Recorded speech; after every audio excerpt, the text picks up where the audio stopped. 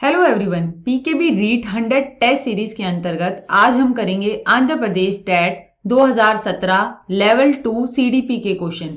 ये हमारा mock test number 15 है। बच्चों, उम्मीद करती हूँ कि आपकी पढ़ाई बढ़िया तरीके से चल रही होगी। रीट का एग्जाम पास आ रहा है तो इसका मतलब ये नहीं है कि आप घबरा के बैठ जाएं और कंफ्यूज होके बैठ जाएं कि क्या करूं क्या ना करूं। टॉपिक डिसाइड कीजिए, मॉक टेस्ट लगाइए और लगातार करते रहिए। जो सिलेबस को देखिए, नए रिसेंट पेपर्स देखिए, पुराने मॉक टेस्ट देखिए, तो ये सब करते रहेंगे तो आप कंफ्यूज नहीं होंगे। लगातार लगे रहना बहुत जरूरी है, रुक कर बैठ जाना मत करना, लगातार पढ़ते रहना। तो चलिए हम शुरू करते हैं। हमारा पहला क्वेश्चन ये है, अपने छात्रों के व्यवहार का अवलोकन करने के लिए अध्यापक खुद छात्रों के खेल में एक खिलाड़ी के रूप में हिस्सा ले लिया। तो टीचर ने क्या कर लिया? पार्ट ले लिया, पार्टिसिपेट कर लिया, भागीदारी कर ली। और फिर वो क्या कर रही है? ऑब्जर्वेशन, वो देख रही है, वो अवलोकन कर रही है कि क्या बच्चे क्या कर रहे हैं, कैसे खेल रहे हैं। फिर उनके बिहेवियर को वो ऑब्जर्व कर रही है पार्ट लेकर। तो ये कहलाएगा अवलोकन, पार्टिसिपेटरी ऑब्जर्वेशन, यानी भागीदारी, क्योंकि उसने पार्ट लिया है ना उसमें। और फिर ऑब्जर्व कर रही है कि कौन बच्चा ज्यादा शाय है या कौन ज्यादा लीडर बनता है, या फिर कौन कैसे कैसे बच्चे एक साथ खेल पा रहे हैं, यानी डेमोक्रेटिक फीलिंग है उनके अंदर या नहीं। तो वो सब पार्टिसिपेटरी ऑब्जर्वेशन के तहत वो कर रही है इस सिचुएशन में। जनरल ऑब्जर्वेशन तो नहीं है। जनरल ऑब्जर्वेशन तो वो दूर बैठ के भी कर सकती है, उसको पार्ट, इसमें स्पेशली पार्ट ले रही है तो इसलिए पार्टिसिपेटरी है। नॉन पार्टिसिपेटरी वो हुई गैर भागीदारी, जिसमें वो भाग नहीं लेती, इसमें तो भाग ले रही है। मैक्रो ऑब्जर्वेशन जो होती है वो स्थूल अवलोकन, ये बड़े लेवल का होता है, यानी कि ये क्लास से नहीं रिलेटेड होता, ये बड़े लेवल का होता है। माइक्रो वाला क्लास से रिलेटेड होता है, ठीक है। इसलिए इसका आंसर होगा 1। डेवलपमेंट एक बहुत इंपॉर्टेंट टॉपिक है, उस पर हमेशा क्वेश्चन आते हैं, तो देखिएगा इन निम्न में से सही कथन कौन सा है? डेवलपमेंट एक शॉर्ट टर्म प्रोसेस है। गलत बात। डेवलपमेंट यानी विकास, जो कि वूम टू टूम होता है, गर्भ से लेकर जब तक मृत्यु होती है तब तक होता है, तो ये तो एक बहुत ही लंबा प्रोसेस है ना, जीवन पर्यंत चल रहा है। There are no individual differences in development. विकास में व्यक्तिगत भेद नहीं होते। विकास में तो व्यक्तिगत भेद बहुत ज्यादा होते हैं। दो इंसान कभी भी एक जैसे नहीं होते, उनके तो फिंगरप्रिंट भी एक जैसे नहीं होते, इतना बड़ा इंडिविजुअल डिफरेंस है, तो ये तो नहीं है। Development is not uniform in all the development stages. ये बात तो सही है, डेवलपमेंट जो है वो यूनिफॉर्म नहीं होती सारे स्टेजेस में। आप देखते हैं कि जो हमारा भाषाई विकास भी अगर हम देखें तो बच्चा पहले रोएगा, फिर बा बा बा बैबलिंग करेगा, फिर वन वर्ड एक शब्द बोलेगा, फिर वो टेलीग्राफिक स्पीच बोलेगा, फिर ऐसे उसकी लैंग्वेज डेवलपमेंट बढ़ती चली गई।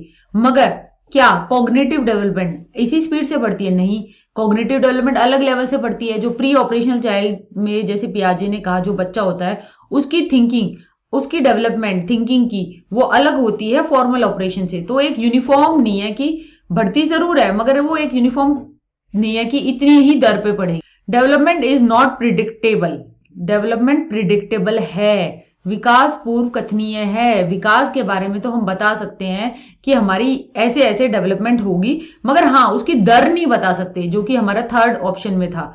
तो हम बता सकते हैं कि बच्चा पहले रोएगा और फिर एंड में जाके पूरी फुल फ्लैश भाषा बोलने लगेगा, ठीक है। वो हमने प्रिडिक्ट तो किया ना, मगर वो कितनी देर में कौन सा क्या करेगा, तो वो हम एक जनरल आइडिया बताते हैं कि हाँ इस एज पे कर लेगा। पर्टिकुलर पिन पॉइंट नहीं होता कि 2 साल का बच्चा इतना इतना ही कर पाएगा, क्योंकि डेवलपमेंट में इंडिविजुअल डिफरेंस है, क्योंकि विकास में व्यक्तिगत भेद है। तो इसमें जो स्टेटमेंट बिल्कुल सही है वो है नंबर 3।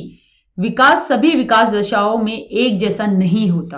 लैंग्वेज डेवलपमेंट जैसे हो रही होगी स्टार्टिंग में, बच्चे की फिजिकल डेवलपमेंट भी बहुत हो रही है, मगर एक पॉइंट पे जाके बच्चे की फिजिकल डेवलपमेंट रुक जाती है, उसकी हाइट बढ़ना रुक जाती है एडल्ट में। मगर क्या लैंग्वेज डेवलपमेंट रुकती है? नहीं, लैंग्वेज डेवलपमेंट वो तो नई नई वोकैबुलरी फिर भी ऐड होती रह रही है। तो यानी कि जो डेवलपमेंटल स्टेजेस हैं, अगर अलग अलग डेवलपमेंट है वो भी अलग हो रही है, और डेवलपमेंट स्टेजेस पे भी एक डेवलपमेंट को अगर हम पकड़ के देखें तो वो अलग अलग यूनिफॉर्म नहीं है, यानी कि उनका दर भिन्न करता है।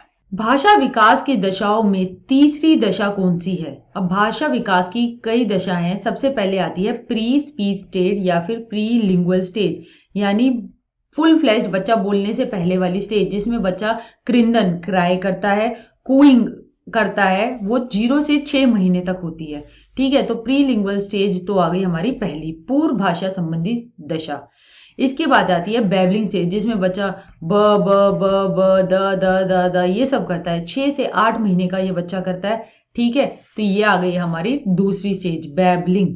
तीसरी स्टेज, वन वर्ड होलोफ्रेजिक स्टेज, बच्चा एक शब्द बोलता है 9 से 18 महीने का। अगर वो बोलेगा बाबा, मामा, तो वो जो है वो एक शब्द को यूज कर रहा है और बोल रहा है, तो वो कहलाता है होलोफ्रेज। होलो यानी एक, होलोफ्रेज एक स्टेज, एक वर्ड, वन वर्ड की स्टेज, एक शब्द की स्टेज, वो रहती है 9 से 18 महीने तक, ठीक है, लगभग 1.5 साल तक। तो ये हो गई हमारी थर्ड स्टेज। इसके बाद आ गई फोर्थ स्टेज, कंबाइनिंग वर्ड्स, मामा आ, कुत्ता जा, खाना खा, ऐसे वो 2 शब्द को लेकर पूरे सेंटेंस नहीं बोल रहा, मगर 2 शब्दों के से ही वो अपना टेलीग्राफ जो होता है ना, जैसे कि सारे बड़े मैसेज को छोटे में कन्वर्ट कर देता था, ऐसे ही बच्चा जो है अपनी लैंग्वेज में टेलीग्राफिक स्पीच का यूज करता है, यानी फुल फ्लैश्ड बड़े सेंटेंस का मेन अर्थ निकालता है और 2 शब्द में ही उसे कन्वे कर देता है। तो वो कहलाती है टेलीग्राफिक स्पीच, जो कि 18 से 36 महीने का जो बच्चा होता है वो करता है, ठीक है। तो तीसरी हो गई हमारी साउंड इमिटेशन स्टेज, ठीक है। और चौथे पर आ गई हमारी लैंग्वेज कॉम्प्रीहेंशन स्टेज, बच्चा जो है भाषा को फुल फ्लैश तरीके से ग्रहण कर लेता है और उसको बोलने लग जाता है। तो हमारे थर्ड स्टेज हुई भाई हमारी ये साउंड इमिटेशन स्टेज, यानी शब्द अनुकरण की दशा, बच्चा जो है वो शब्दों का अनुकरण करता है, यानी उनको इमिटेट करके, नकल करके उनको बोलता है।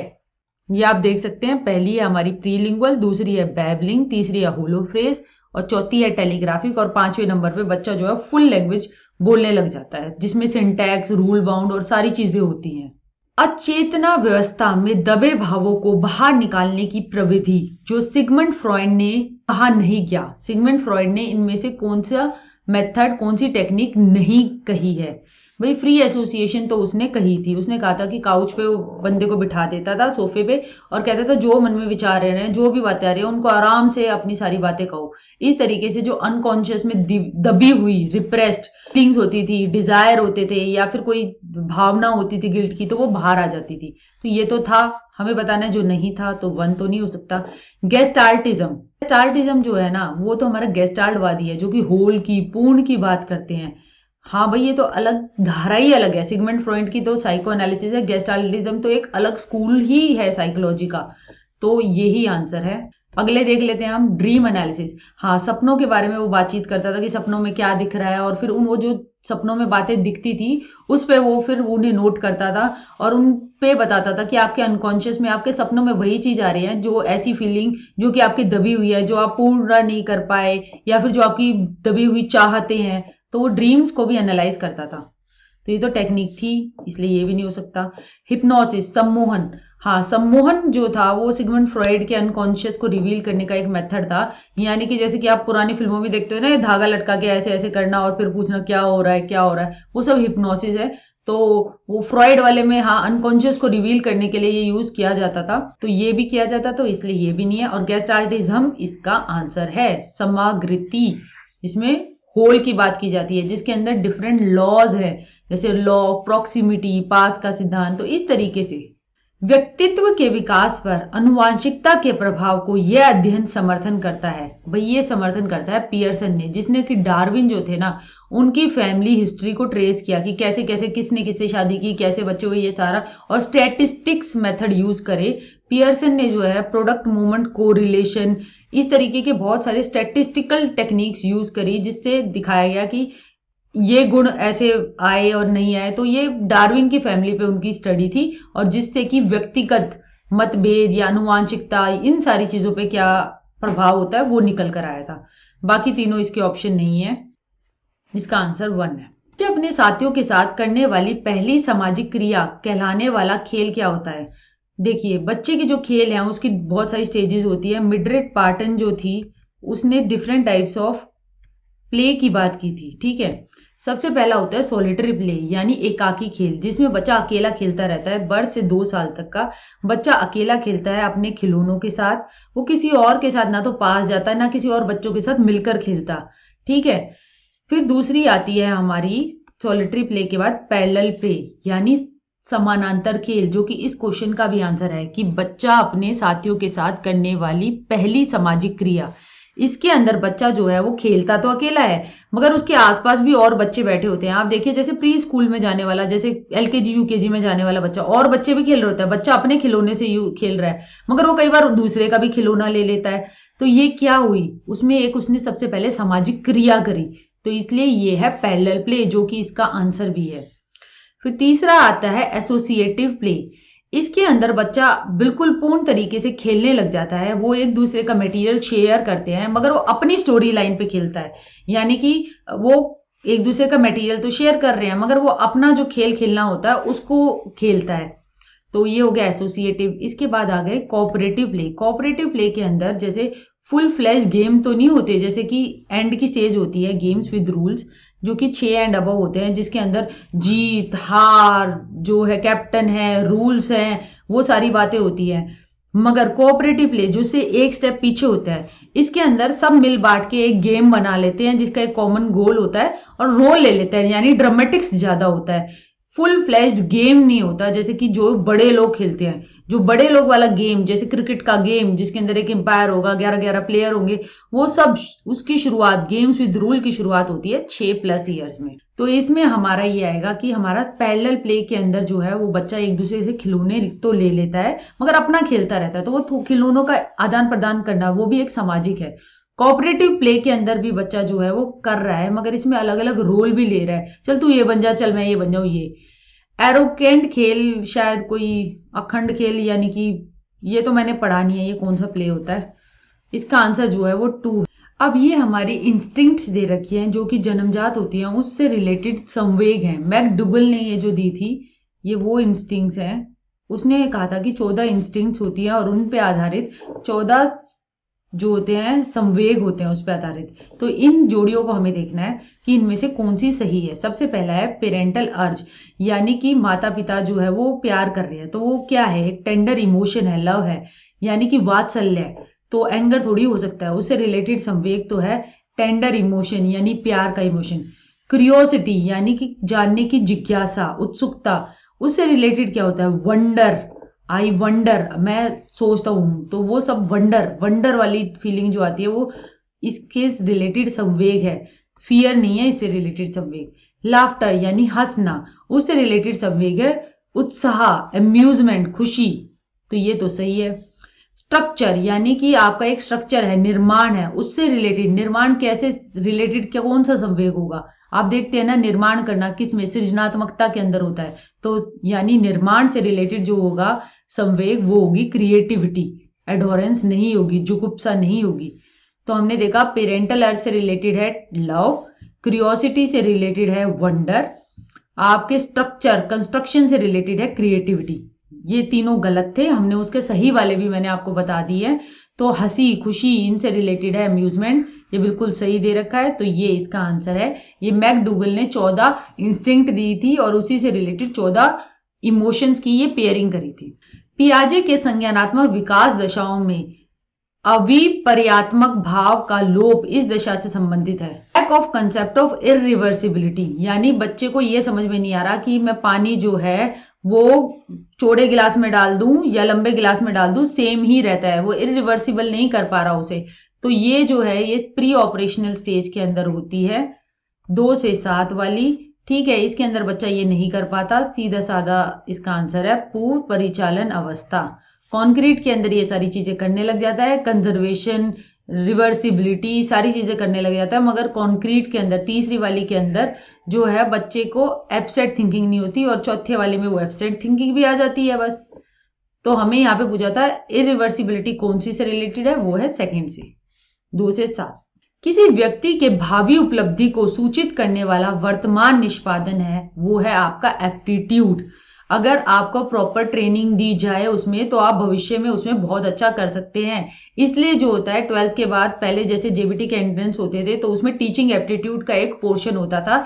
उसमें चेक किया जाता था कि जो आप जिनका टेस्ट ले रहे हो, जिनको रिक्रूट कर रहे हो, उनके अंदर एक अच्छा टीचर बनने लायक गुण भी है, यानी कि अगर वो गुण है तो उनको ट्रेनिंग देके वो अच्छे टीचर बन के निकल सकते हैं। तो ये कहलाता है एप्टीट्यूड, यानी जिस चीज में आप जो है वो अच्छा परफॉर्म कर सकते हो, आपका उसके प्रति झुकाव है, आपका सहज कौशल है। इंटरेस्ट जो है ना वो तो रुचि है। अब इंटरेस्ट तो बहुत सारी चीजों में हो सकता है, मगर आपका उसके लिए एप्टीट्यूड होना भी तो जरूरी है। इंटरेस्ट तो भाई मेरा डांसिंग में भी है, मगर मेरा डांस का कोई एप्टीट्यूड नहीं है, मेरे को धुन और पैर में लय ताल है ही नहीं, तो उसमें मेरी परफॉर्मेंस आगे फ्यूचर में कैसे अच्छी होगी? तो इंटरेस्ट इसका आंसर नहीं है। एटीट्यूड, प्रवृत्ति, ये तो हम इवेल्युएटिव स्टेटमेंट्स बनाते हैं जिसके अंदर हमारा ABC होता है, यानी संज्ञानात्मक बात भी होती है, हमारा बिहेवियरल बात भी होती है, हमारी कॉग्निटिव बात भी होती है। यानी A से अफेक्टिव यानी इमोशन वाली, B से व्यवहार वाली और C से संज्ञान वाली। उन चीजों को लेकर हम किसी साइकोलॉजिकल ऑब्जेक्ट, वस्तु, आदमी के बारे में कुछ विचार बना लेते हैं कि हाँ ये तो इस एटीट्यूड का है। तो वो जो है उससे फ्यूचर की क्या बात हो गई, वो तो चेंज होते रहते हैं। आज एक प्रिंसिपल को लेकर मेरा एटीट्यूड बना, उसके बाद क्या पता उसने मेरे साथ बहुत बढ़िया आगे बिहेव किया तो मेरा एटीट्यूड उसको लेकर चेंज हो गया।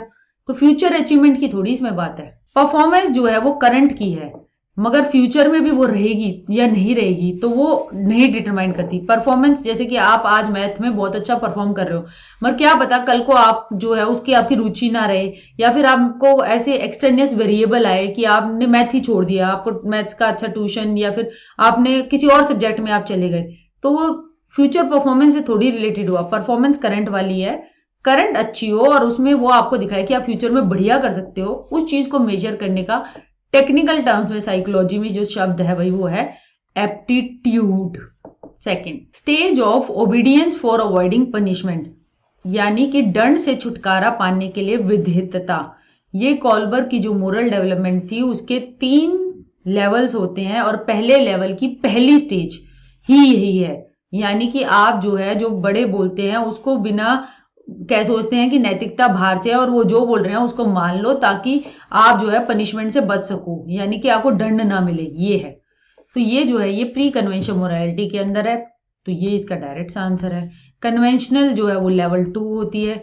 सेल्फ एक्सेप्टेड और लेट कंसेप्शन ये लेवल 3 है। नेचुरल मोरल लेवल कुछ होता ही नहीं है, हमें लेवल 1 देखना था, लेवल 1 का स्टेज 1 है ये। बच्चे निबंध लेखन प्रतियोगिता में भाग लेने का उद्देश्य रखकर भी ठीक से लिख न पाने की और उपहार न मिलने की आशंका व डर से भाग न लेना ऐसा रक्षण तंत्र है।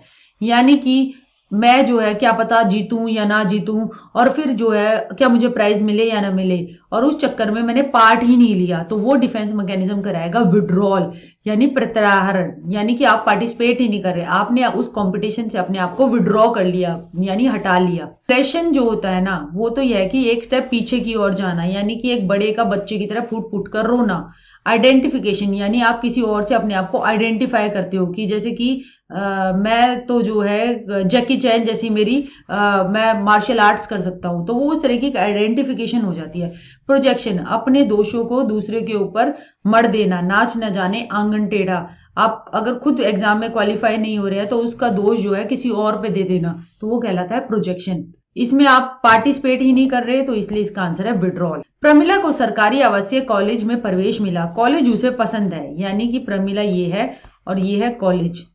कॉलेज उसे पसंद है तो वो उसकी तरफ अट्रैक्टेड हो रही है, लेकिन छात्रावास, हॉस्टल, वो उसे पसंद नहीं है तो वो उससे रिपेल कर रही है। तो एक चीज की तरफ वो पसंद कर रही है और एक चीज से अवॉइड करना चाहती है, तो ये डायरेक्ट सा हो गया बच्चों अप्रोच अवॉइडेंस, यानी उपागम परिहार। वो कॉलेज में तो जाना चाहती है मगर हॉस्टल में नहीं रहना चाहती, तो ये एक तरीके की कॉन्फ्लिक्ट है, ये होती है अप्रोच अवॉइडेंस। अप्रोच में दोनों पॉजिटिव होते हैं, अवॉइडेंस में दोनों नेगेटिव होते हैं। डबल अप्रोच अवॉइडेंस नहीं है कुछ, इसका आंसर है 2। निम्न में से गौण आवश्यकता क्या है? अब देखिए नीड जो होती है वो 2 तरीके की हो गई, प्राइमरी और सेकेंडरी। प्राइमरी हो गई हमारी रोटी कपड़ा मकान सोना, और जो ये सब आ गई हमारी प्राइमरी, यानी कि जिनको फिजियोलॉजिकल नीड्स, यानी जो शरीर से जुड़ी हुई नीड्स। रिकॉग्निशन, तारीफ पाना, और क्या होता है प्राइज मिलना और प्रेज मिलना, ये सारी सेकेंडरी नीड है, यानी कि ये बाद में आती है। पहले रोटी कपड़ा मकान फुलफिल होगा जब भी तो कोई किसी की तारीफ, किसी का रिकॉग्नाइज करना आपको बढ़िया लगेगा, तो वो सेकेंडरी नीड है, तो इसलिए इसका आंसर है second, recognition. Food sleep water ये प्राइमरी नीड्स है, प्राथमिक आवश्यकता। लॉ ऑफ रेडीनेस, रेडीनेस यानी कि तत्परता का नियम, लॉ ऑफ एक्सरसाइज, अभ्यास का नियम, लॉ ऑफ इफेक्ट यानी फल का नियम, ये किसकी लर्निंग थ्योरी के थे भाई? ये जो थे, ये सीधा सा डायरेक्ट क्वेश्चन है, ये थॉर्नडाइक ने लॉज दिए थे, 3 लॉज लर्निंग के, ये मेन लॉज थे और उसके बाद उसने कुछ गोन लॉ भी दिए थे। तो ये जो है वो trial and error theory of learning के हैं। इनसाइड थियरी तो कोई ये गेस्टाल्ट वादी है, वो इसकी बात नहीं है। क्लासिकल पेवलोव की है, वो भी इसमें नहीं है। ऑपरेंट जो थी वो स्किनर ने दी थी, वो भी इसका आंसर नहीं है। दूसरों से कुछ अपेक्षा किए बिना स्वयं प्रमाणों को पाने के लिए यह प्रबलन का प्रकार कहलाता है। यानी कि आप दूसरों से कोई अपेक्षा नहीं कर रहे कि वो आपको तारीफ दे या फिर कोई आपकी जो है आपको कोई रिवॉर्ड दे, कोई आपको नया सूट सिलवाए या कोई भी ऐसी चीज दे। आप जो है वो अपने आप से अगर पढ़ रहे हैं, आप चाहते हैं कि मैं जो है रीड पेपर क्वालिफाई करना है यानी टीचर लगना है, तो मुझे लगना है, तो उसके लिए आप कैसे प्रेरित होंगे? आप स्व प्रेरित होंगे, आप खुद लगना चाहेंगे। आप किसी के डर से नहीं करेंगे, कोई आपको रीइंफोर्समेंट देगा कि बेटा लग जाएगा तो मैं तो स्कूटी दे दूंगा, ऐसा नहीं है। आप अगर खुद से कर रहे हैं, स्व प्रेरित है, तो आप जो है वो लक्ष्य को बहुत अच्छी तरह पा सकते हैं। सेल्फ रीइंफोर्समेंट की तरफ काम कीजिए। तो इसका आंसर है स्वयं प्रबलन। ये आजकल काफी कम होता जा रहा है। मोटिवेशन बाहर से वो टेम्पररी है। परमानेंट जो कि आपके गोल को अचीव करने में मदद करेगा वो होगा सेल्फ रीइंफोर्समेंट, और उसको मेंटेन करके रखना, यानी कि कैसी भी परिस्थिति आए आपको लगे रहना, वो बहुत ही जरूरी है। डायरेक्ट यानी प्रत्यक्ष रूप से रीइंफोर्समेंट देना, वो इसके अंदर प्रत्यक्ष रूप से कुछ नहीं है। इनडायरेक्ट अप्रत्यक्ष रूप से, वो भी नहीं है।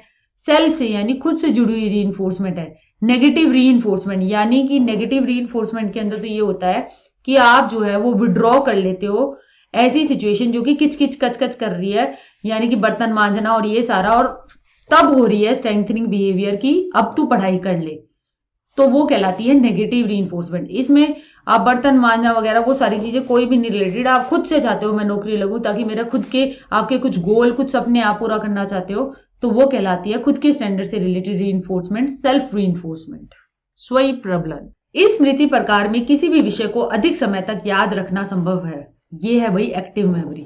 रोड मेमोरी तो होती है वो रट्टा मार, आपने आज रट्टा मारा आप कल भूल गए, क्योंकि आपने उसको किसी चीज से जोड़ कर नहीं देखा, आपने इलेबोरेटिव रिहर्सल नहीं करी, आपने एक कॉन्सेप्ट मैप नहीं बनाया, आपने नहीं जोड़ा इस ज्ञान को उस ज्ञान के साथ, आपने जो है वो मैपिंग चेनिंग, मतलब आपने वो कॉन्सेप्ट को जोड़ा नहीं, तो वो अलग अलग पीस ऑफ इंफॉर्मेशन बनी रही और फिर वो भूल गए, तो वो कहलाती है रोट मेमोरी। ठीक है। पैसिव मेमोरी यानी जो निष्क्रिय है, जिसको आप यूज ही नहीं कर रहे, आपने जो है हिंदी का सिलेबस 7-8 महीने पहले पढ़ा और आप उसको आप दोबारा रिवाइज ही नहीं कर रहे, तो भाई वो भूल जाओगे। शॉर्ट टर्म मेमोरी, इसका तो आपने देखा था 30 सेकंड तक रहती है, और मतलब ये जो 7 ± 2 आइटम ही रख सकती है, तो आपको एक मेमोरी को जिसको आपको यूज करना है और जो कि आपको एग्जाम में मदद करेगी, लॉन्ग टाइम के लिए रखना है, LTM के लिए रखना है, तो वो होगी भाई एक्टिव मेमोरी। एक्टिव मेमोरी के लिए अंदर जैसे आप एग्जांपल देखिए, आज आप ये CDP के मॉक टेस्ट लगा रहे हैं, तो आप अपनी एक्टिव मेमोरी से जो आपने पहले पढ़ा था या आज जो आपने टेस्ट दिया और जो मैं एक्सप्लेनेशन दे रही हूँ, तीनों चीजों को कोरिलेट कर रहे हैं, आप संबंध बना रहे हैं, तो आपको वो ज्यादा याद रहेगा, क्योंकि इसमें आप क्रियात्मक कार्य कर रहे हैं, आप दिमाग के अंदर चीजों को मिला रहे हैं, जोड़ रहे हैं, सही गलत की पहचान कर रहे हैं, और वो मेमोरी आपको काफी दिन तक याद रहेगी। इसलिए ऐसे मॉक टेस्ट करते रहिए, क्या पता इनमें से भी क्वेश्चन आ जाए और आपकी एक्टिव मेमोरी एक्टिवेट होकर आपको एक नंबर दिला दे। ये बहुत ही बढ़िया क्वेश्चन है, देखिएगा। अभी हम जिस स्थिति को देख रहे हैं उसे आज से पहले भी कभी नहीं देखने पर भी देखा हुआ सा ही लगने को ऐसे कहते हैं कि आज जो देख रहे हैं ना, ऐसा लग रहा है कि हमने पहले भी इसे कभी देख रखा है, तो ये इफेक्ट कहलाता है डिजा वू। फ्रेंच शब्द से लिया गया है जिसका मतलब है ऑलरेडी सीन। ऐसा लगता है कि हमने इस चीज को पहले देखा हुआ है, या तो सपने में, या ऐसा हमारे साथ ऐसा हो चुका है, ऐसा महसूस होता है। जैसे कि आप इसका एग्जांपल है डिजा वू का, ये वाला चित्र से देखिए, आपको याद रहेगा। जैसे इसके अंदर ये बंदा है, इसको लग रहा है कि मैंने ये चीज पहले देख रखी है, तो वो इस चित्र के अंदर भी देख रहा है कि मैंने ये चित्र पहले देख रखा है। तो ये कहलाता है हमारा एक चीज को देखना और उसको महसूस इस तरीके से करना कि मैंने ये चीज पहले देख ही रखी है, यहाँ इस जगह पे तो मैं पहले भी कभी आया हुआ हूं। तो ये सारी डिजा वू है। ठीक है। इसके बाद आता है, आप देखिए, ज़िगार्निक इफेक्ट। ज़िगार्निक इफेक्ट का मतलब ये होता है कि जो चीजें अनसुलझी और आपने जो है वो पूरी नहीं की है, यानी कि अनकंप्लीट टास्क, वो ज्यादा याद रहते हैं बंदे को। जैसे कि अगर रेड लाइट पे भी कोई खड़ा है तो वो सोच रहा है कि अरे मुझे 100 पेज कैसे लिखना है, अरे मुझे ये करना है। पार्टी में भी आया हुआ है तो कोई खुश नहीं है, मेरे को ये काम करना है, ये काम करना है, क्योंकि इनकम्प्लीट टास्क दिमाग के अंदर मेमोरी में बने रहते हैं, जबकि जैसे ही वो टास्क कंप्लीट होते हैं आप उनकी मेमोरी को भूल जाते हो, क्योंकि आपको लगता है हाँ अब ये पूरे हो गए। तो ये कहलाता है ज़ेगार्निक इफेक्ट। अब हेलो इफेक्ट। हेलो इफेक्ट में ये देखिए, बड़ा अच्छा इलस्ट्रेशन है कि एक कुत्ता जो है वो दूसरे कुत्ते को देखकर कहता है कि अरे इसकी फर जो है वो तो बड़ी चमकीली लगती है, तो ये तो भाई बहुत साफ सुथरा और अच्छी तरीके से रहता होगा। और असली में क्या है, ट्रुथ में देखिए वो घर में कितना कैसे अव्यवस्थित रहता है। तो एक उसकी फर को देखकर, यानी कि एक उसकी क्वालिटी को देखकर, उसके पूरे व्यक्तित्व के बारे में, उसके पूरे एक ट्रेड से उसकी पूरी पर्सनैलिटी को जज कर लेना, ये कहलाता है हेलो इफेक्ट। तो कई बार एक नेगेटिव इंस्टांस देखकर, किसी बंदे की एक नेगेटिव क्वालिटी को देखकर उसके बारे में सारी गलत धारणा ही बना लेना, ये बिल्कुल गलत है। हेलो इफेक्ट के चक्कर में नहीं पड़ना चाहिए, क्योंकि पॉजिटिव और नेगेटिव तो दोनों ही पार्ट है पर्सनैलिटी का। एक ट्रेड से किसी आदमी की पूरी पर्सनैलिटी जज कर देना ये गलत है। गेस्टाल्ट प्रभाव यानी कि पूर्ण रूप से देखना, तो ये है कि आप चीजों को जो है, जो पास पास वाली है उनको आप एक तरह से देखते हैं, एक डब्बे में देखते हैं। पूर्णवाद, ये सारी बातें गेस्टाल्ट इफेक्ट हैं, जो कि इसके अंदर आंसर नहीं है। इसका आंसर है डीजा वू, ऑलरेडी सीन। निम्न में से स्मृति को बढ़ाने वाला है। स्मृति को हमें बढ़ाना है, ठीक है, उसके लिए क्या जरूरी है, मोटिवेशन। स्मृति को बढ़ाने के लिए मोटिवेशन होना बहुत जरूरी है, जो कि आजकल एक्सट्रिंसिक बाहर से काफी मोटिवेशन स्पीकर है वो दे रहे हैं। इंट्रिंसिक यानी कि आप अंदर से खुद से होंगे तो आपकी स्मृति बढ़ेगी। आप जो है स्मृति में नई नई चीजें लाएंगे, और आप क्या पता वो स्मृति के अंदर ऐसा मटेरियल भी लाएं जो आपको एग्जाम क्वालिफाई करने में मदद करे, ठीक है। रिप्रेशन यानी दमन। रिप्रेशन जो होता है ना भाई, वो तो ये होता है कि अनकॉन्शियस फॉरगेटिंग, यानी कि आपके अवचेतन मन में आपको पता ही नहीं होता, कुछ चीजें जाके आपके अनफुलफिल्ड डिजायर वगैरह वो दब जाते हैं, वो तो होता है रिप्रेशन। डिसयूज, आप यूज ही नहीं करेंगे किसी चीज को, यानी कि आपने 10 महीने पहले आपने हिंदी का सिलेबस पढ़ा और आप जो है पेपर देने यूं ही चले गए कि हाँ तो मुझे आता होगा, भाई वो मेमोरी इनहेंस नहीं होगी, आपको याद ही नहीं आएगा, क्योंकि वो फॉरगेट कर चुके हो आप। आपको बार बार रिवाइज करना बहुत जरूरी है, तो यूज करना जरूरी है।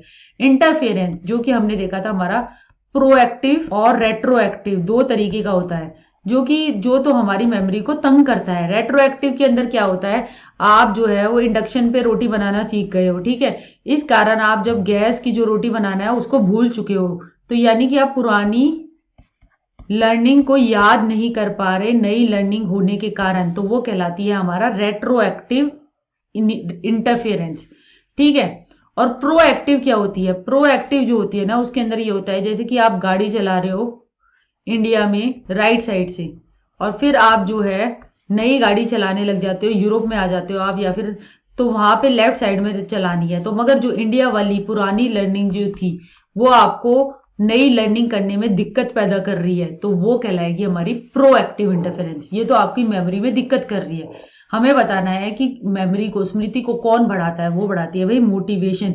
वो एनर्जाइज करती है, वो काम करने के लिए प्रेरित करती है, गोल डायरेक्टेड होती है, ये सब मोटिवेशन में आता है, प्रेरणा में। विदेशी भाषा के सही उच्चारण को सीखने में मातृभाषा का प्रभाव को इस प्रकार का अधिगम अंतरण कह सकते हैं। अब हमें कोई विदेशी भाषा सीखनी है, उसके लिए जो हमारी मदर टंग होती है वो नेगेटिव ट्रांसफर का काम करेगी। अगर दोनों का लैंग्वेज का फॉर्मूला, मतलब कोई जो हमारी मदर टंग है उसके वर्ड जो है और उसका प्रोनाउंसिएशन, हम उसी तरीके से हम किसी फॉरेन लैंग्वेज को उसके प्रोनाउंसिएशन को बोलने लगेंगे। जैसे इंग्लिश सीखने के लिए अगर हम हिंदी भाषी है या फिर हम कोई लोकल डायलेक्ट बोलते हैं, तो फिर हम उसी टोन में इंग्लिश को बोलेंगे, तो वो तो करेक्ट प्रोनाउंसिएशन नहीं सीख पा रहे ना, मदर टंग के इफेक्ट के कारण। वो उसके लिए एक नेगेटिव ट्रांसफर का काम कर रही है, तो ये इसका आंसर है नेगेटिव ट्रांसफर। पॉजिटिव ट्रांसफर ये होता कि अगर वो उसके मदद करती। बायलेटरल ट्रांसफर यानी दोनों का एक दूसरे पे फर्क पड़ना, ये भी नहीं है। और जीरो ट्रांसफर यानी कोई फर्क ना पड़ना, तो ये भी इसका आंसर नहीं है। इसका आंसर है नेगेटिव ट्रांसफर। घंटी बजने पर लार टपकना, यह अनुबंधित प्रतिक्रिया क्रमशः अदृश्य होने को इस प्रकार कहते हैं। आपका जो है, आप धीरे धीरे जो लार टपका रहे थे, कंडीशन रिस्पॉन्स घंटी बजने पे, फिर क्या हुआ, धीरे धीरे लार टपकाना खत्म हो गया, तो वो कहलाता है एक्सटिंक्शन, यानी समापन हो गया, ठीक है। सीधा सा डायरेक्ट क्वेश्चन है। रीइंफोर्समेंट तो पुनर्वरण मिलता रहता और आप जो है मोटिवेट होके बार बार लार टपकाते रहते, ठीक है। स्पॉन्टेनियस रिकवरी, आप जो है यानी कि आप जो है बेल पे, जो कुत्ता है वो बेल पे जो है वो लार टपका रहा है, ठीक है, मगर एक पॉइंट के बाद जो है आपने बेल और खाने को जो है वो पेयर करना बंद कर दिया और फिर जो है उसकी लार टपकानी बंद हो गई। ठीक है, आपने सीधी बेल बेल बजाई और खाना नहीं दिया, तो बेल बेल बजा के फिर एक पॉइंट के बाद उसने लार टपकाना बंद कर दिया, मगर एकदम से एक पॉइंट पे उसने कभी लार भी टपका दी, तो वो कहलाती है स्पॉन्टेनियस रिकवरी। जनरलाइजेशन का मतलब है कि सब तरीके की बेल पे लार टपकाना, तो वो कहलाएगा जनरलाइजेशन। वो भी नहीं है, इसका मतलब तो ये है इस क्वेश्चन में कि लार टपकाना बेल के ऊपर वो खत्म हो गया है, समाप्त हो गया है, तो सीधा सा आंसर है समापन। छात्रों की मानसिक अस्वस्थता का एक कारण यह है, अब मेंटल इल हेल्थ हो रही है स्टूडेंट्स की, तो वो क्यों हो रही है, यानी मानसिक रूप से बच्चे जो है वो स्वस्थ नहीं है स्कूल के अंदर, तो वो क्यों है। प्लेजेंट एटमोस्फेयर है स्कूल का, अगर पाठशाला का सुहावना परिवेश होगा तो वो बच्चे परेशान क्यों होंगे, वो तो खुश रहेंगे, तो ये तो आंसर नहीं है। ओवरबर्डन लर्निंग प्रोग्राम, हाँ, हमारे जो लर्निंग प्रोग्राम है, जो हम सिखाना चाहते हैं, क्या हम बच्चे को एक मिनिएचर अडल्ट की तरह देख रहे हैं, क्या हम बच्चे को बिल्कुल ओवर लाद रहे हैं बहुत सारे सब्जेक्टों के बोझ के तहत, बहुत सारी स्किल्स सिखाने के चक्कर में, तो जिसके कारण बच्चा मेंटली इल हेल्दी हो रहा है। हाँ, वो हो रहा है, इसका आंसर यही है। फ्लेक्सिबल एग्जामिनेशन सिस्टम है, फ्लेक्सिबल एग्जामिनेशन सिस्टम होगा तो बढ़िया रहेगा ना, बच्चे को कोई प्रेशर नहीं होगा, तो और बच्चा प्रेशर नहीं होगा तो वो जो है वो मेंटली हेल्दी रहेगा, उसको एग्जाम वगैरह बोझ की तरह नहीं रखेंगे, तो ये तो सही बात है, मगर हमें बताना है जो नहीं है। Is a reason for mental health. Healthy habits of students, अगर बच्चों की अच्छी आदतें होंगी, वो फिजिकली भी एक्टिव रहेंगे, वो मेडिटेट भी करेंगे, बच्चे जो है वो सब्जेक्ट को भी एक लर्निंग अपॉर्चुनिटी की तरह लेंगे, बच्चे जो है वो खुद नॉलेज की कंस्ट्रक्शन करेंगे, तो वो मेंटली हेल्दी हो ही नहीं सकते। तो हेल्दी हैबिट जो होती है वो तो मदद करती है, तो ये भी आंसर नहीं है। ओवर बर्डन लर्निंग प्रोग्राम इसका आंसर है, जो कि प्रमोट करता है मेंटल इल हेल्थ को, यानी कि मानसिक रूप की अस्वस्थता को। पेंड्यूरा के अनुसार सामाजिक अधिगम प्रक्रिया में यह पहला अंश है।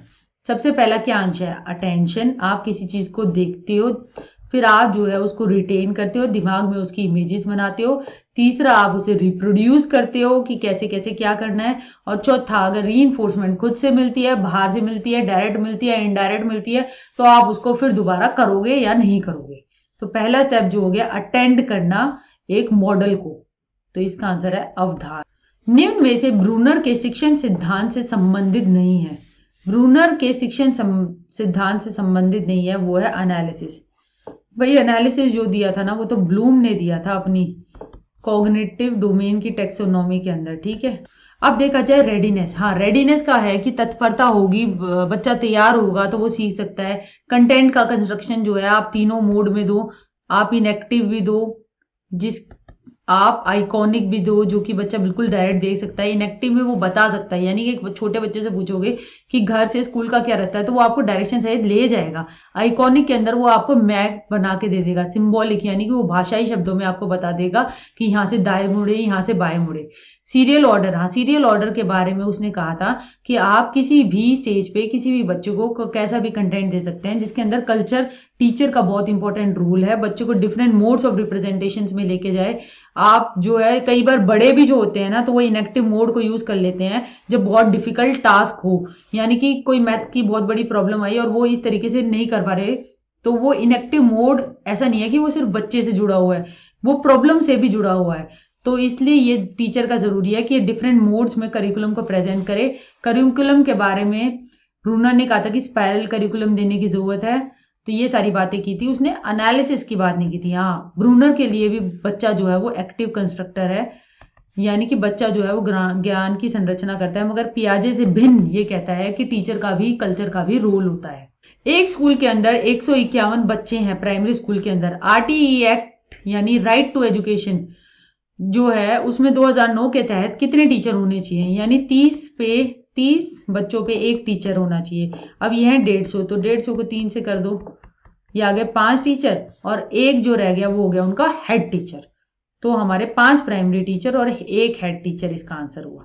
लैंग्वेज टीचर अलग से रखने की कोई जरूरत नहीं होती। साइंस टीचर ये तो टीजीटी पे होता है, हमें प्राइमरी लेवल पे देखना है, जिसमें एक ही टीचर सारे सब्जेक्ट पढ़ा रहे हैं। 2005 के अनुसार छात्रों के लिए भौतिक रूप से असुविधा पैदा करने वाला साधारण अंश है, यानी कि भौतिक रूप से असुरक्षितता हो रही है, तो वो किस लिए हो रही है, वो हो रही है आपकी ओवरबर्डन स्कूल बैग्स, यानी स्कूल बैग बहुत ज्यादा भरे हुए हैं, उनके अंदर बहुत ज्यादा किताबें भर दी है आपने, अधिक वजन भर दिया है, वो एक तरीके का फिजिकल यानी कि भौतिक रूप से दिखने वाली इनकन्वीनियंस है। केयरिंग स्कूल स्टाफ, ये तो इमोशनल रूप से या सामूहिक रूप से भी बच्चे को मदद करेगा, ये तो इसका आंसर नहीं है। प्रॉक्सिमिटी इन अवेलेबल स्कूल, अगर स्कूल पास में होगा फिजिकली तो बच्चे को तो इसमें मदद होगी ना, इनकन्वीनियंस थोड़ी होगी। वेल इक्विप्ड टीचर यानी सुविधाजन, वेल इक्विप्ड टॉयलेट्स यानी सुविधाजनक शौचालय होंगे, तो अगर कोई फिजिकली भी चैलेंज है तो वो भी आराम से जा सकता है, तो उससे तो इनकन्वीनियंस नहीं, कन्वीनियंस यानी मदद होगी। ओवरबर्डन स्कूल बैग, जो यशपाल कमेटी की रिपोर्ट आई थी लर्निंग विदाउट बर्डन, उसने भी हमारे स्कूल बैग्स के ऊपर काफी कुछ बोला था कि ऐसे बच्चे को ला दो मत ऐसे करिकुलम से, ऐसी किताबों से, जिससे कि उसको लर्निंग जो है वो बहुत बड़ा बोझ लगने लगे, शिक्षा उसको बोझ लगने लगे, उसको मजा ना लगे। शिक्षा में मजा आना बहुत जरूरी है, उसको लगे कि मैं कुछ सीख रहा हूँ, खुद वो उसका भाग हो, ऐसी ही हमें शिक्षा बच्चे को देनी है। एनसीएफ 2005 इस चीज की बात करता है, तो इसलिए इसका आंसर है 4। इस तरह के नेतृत्व में नेता नाम मात्र रहकर सदस्य संपूर्ण स्वेच्छा से रहते हैं और अंतिम निर्णय खुद सदस्य लेते हैं। भैया जो नेता है वो नाम मात्र का है, ठीक है, और सब अपना खुद अपनी अपनी चला रहे हैं, अपने अपने डिसीजन ले रहे हैं, तो वो कहलाता है लेजर्स फेयर, ठीक है। डेमोक्रेटिक के अंदर ये होता है कि नेता जो होता है वो उन लोगों से मिलकर चुना होता है और सब मिलकर उन एक वोट डलवाकर एक इकट्ठा फैसला लेते हैं, तो वो इसका आंसर नहीं है। ऑटोक्रेटिक तानाशाह, यानी कि जो अपना नेता जो होता है ना, लीडर, वो ही अपना फैसला लेता है, जनता को कुछ मानता ही नहीं है। मिक्स, यानी कि आप जो है डेमोक्रेसी भी है, यानी आप थोड़े जो है वो उनसे भी लेते हो और अपनी भी चलाते हो, तो वो कुछ मिक्स कहलाता है, मगर इसके अंदर सब अपनी अपनी कहानी, अपने अपने राजा, तो वो है लेजर्स फेयर। हस्तक्षेप रहित, किसी का कोई हस्तक्षेप ही नहीं है। कार्ल रॉजर से प्रतिपादित परामर्श काउंसलिंग विधि ये है, वो है non directive counselling. Non directive counselling के अंदर आप जो है जो काउंसलिंग लेने आया है उसको अनकंडीशनल पॉजिटिव रिगार्ड देते हो, यानी कि आप जो है उसको बिल्कुल बहुत प्यार से डील करते हो, आप जो है उसकी बातों को जैसे वो बोलता है उसको उसकी बातों को वैसे ही बोल देते हो, आप उसके लिए फैसला नहीं लेते। इस कारण जो होता है बंदा खुद देखता है जब वो अपनी बातों को सुनता है कि हाँ मैं क्या इस चीज को लेकर गलत हूं, तो ये जो है कार्ल रॉजर की थेरेपी है, ये काफी क्लाइंट सेंटर्ड है, क्योंकि कार्ल रॉजर जो थे वो खुद मानवतावादी थे, तो वो मानव को बड़ा इंपॉर्टेंस देते थे, सेल्फ को काफी इंपॉर्टेंस देते थे, तो इसलिए उनकी जो काउंसलिंग है वो नॉन डायरेक्टिव है, आपको खुद से फैसले नहीं सुनाने, आपको जो है काउंसलर को फैसला लेने में उसको दिखाना है कि कमी कहाँ है, कहाँ उसके सेल्फ में उसे चोट पहुंच रही है, और फिर वो खुद फैसला ले। डायरेक्टिव, डायरेक्टिव तो भाई बिहेवियरल होती है, जिसके अंदर काउंसलर जो होता है वो खुद फैसले सुनाता है और अपना कहता है कि ये दिक्कत है तुझे, ये कर ले, ठीक हो जाएगा। इक्लेक्टिक काउंसलिंग, यानी इसमें दोनों चीजें मिलकर जो होती हैं वो होती हैं। डोमिनेंट काउंसलिंग, ये कोई शब्द ही नहीं होता, तो इसलिए इसका आंसर है 2 नॉन डायरेक्टिव। निम्न में से शिक्षा पाने की क्षमता इन मानसिक मंद बुद्धि वालों को दे सकते हैं। भाई आप जो है किनको दे सकते हो, माइल्ड यानी ठीक, माइल्ड यानी कम है, ठीक है, मॉडरेट यानी ठीक ठीक, सीवियर यानी ज्यादा, और प्रोफाउंड यानी बहुत ही ज्यादा। भाई ये जो सीवियर और प्रोफाउंड वाले होते हैं ना, ये तो हॉस्पिटलाइज या फिर कस्टडी में रखा जाता है इन्हें, ठीक है। जो मॉडरेट होते हैं इनको आप ट्रेनिंग दे सकते हो, छोटे मोटे आप जो है अपना बेसिक की टॉयलेट वगैरह कैसे जाने हैं, और मतलब जो उनकी बेसिक लाइफ से रिलेटेड जो होती है ना, आप उन्हें ट्रेनिंग दे सकते हो। और जो माइल्ड होते हैं आप उन्हें छोटा मोटा गणित और जो कॉन्क्रीट ऑब्जेक्ट से रिलेटेड ऐसी कुछ शिक्षा दे सकते हो। तो एजुकेबल मेंटली रिटार्डेड कौन हुए, माइल्ड, यानी कि हल्के मंद बुद्धि वाले, तो इसका आंसर हो गया 4।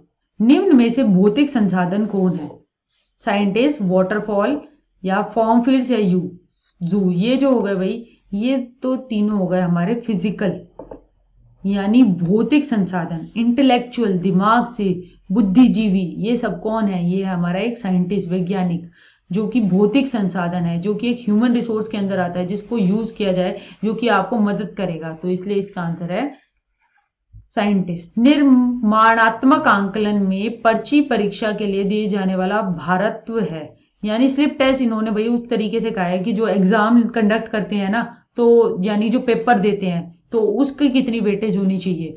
फॉर्मेटिव असेसमेंट कह रही है कि उसकी वेटेज होनी चाहिए 20 मार्क्स। स्लिप टेस्ट का मतलब वही है जो कि एक क्वेश्चन पेपर हम देते हैं ना कि ये टॉपिक हो गया तो ये वाले क्वेश्चन का टेस्ट ले रहे हैं, तो वो एक स्लिप टेस्ट का है जिसकी उन्होंने वेटेज जो है वो 20 मार्क्स कही है। So thank you very much. उम्मीद करती हूँ कि आपको ये पेपर बढ़िया तरीके से समझ में आ गया होगा। ये इस एग्जाम की आंसर की है, और आपको जिन क्वेश्चंस में कोई दिक्कत आ रही हो तो आप टेलीग्राम ग्रुप है हमारा पीकेबी रीट 100 टेस्ट सीरीज, उसमें आप हमें भेज सकते हैं। पढ़ते रहिए, मेहनत करते रहिए। Thank you very much.